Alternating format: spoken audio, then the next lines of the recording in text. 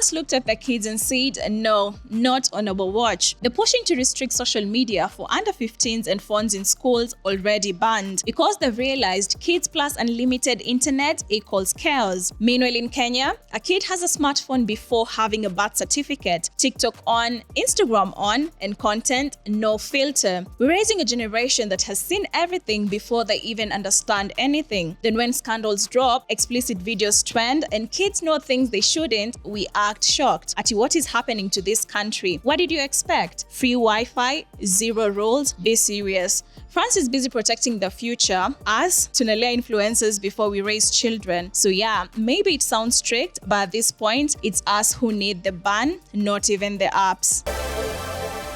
Morality in Kenya didn't disappear, it just went online. What used to end careers now builds them. Leaked nudes, explicit live streams, private moments turned public on purpose, and instead of outrage, we get views, shares, fame. We've seen it play out. A fast-rising TikTok girl suddenly trending for the wrong reasons, a young actor caught in a scandal that refused to stay private, a controversial online personality turning outrage into influence overnight, no names needed because you've seen the clips. The bigger question stays ignored: who is regulating this? Because Kenya actually has laws, from the Kenya Film Classification Board to cybercrime rules that protect against exploitation, but enforcement almost invisible. Meanwhile, reports have shown even minors have been exposed to and involved in explicit live streams online, and still, we scroll, we laugh, we normalize it. So this is no longer just about influencers, it's about a culture shift, where shock doesn't shock anymore and boundaries keep moving. So the real question is, where are we headed as a country? And more importantly, at what point did we stop being bothered?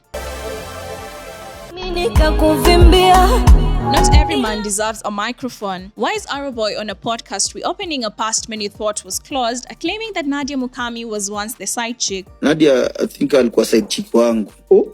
And just like that, a private relationship turns into public debate. A relationship that gave us music, moments, and 2 children, now reduced to sound bites and viral clips. But let's zoom out for a second. This isn't just about Nadia and Arrowboy, it's about a growing pattern. Kenyan celebrities are turning personal relationships into public spectacle. Breakups are no longer endings, they're rollouts, interviews, podcasts, subtle jabs, not so subtle revelations. With Nadia's event around the corner, some are calling it strategy. Is this closure or is it clout? And here's the uncomfortable question nobody wants to answer. How far is too far for attention? Because there has to be a line between transparency and disrespect, between telling your truth and tearing someone else down, especially when children are involved, especially when legacies are being built. Fame may be temporary, but words, they linger. And in a world where everything is content, maybe the real flex is knowing what not to share, because not every story needs a microphone and not every truth needs an audience.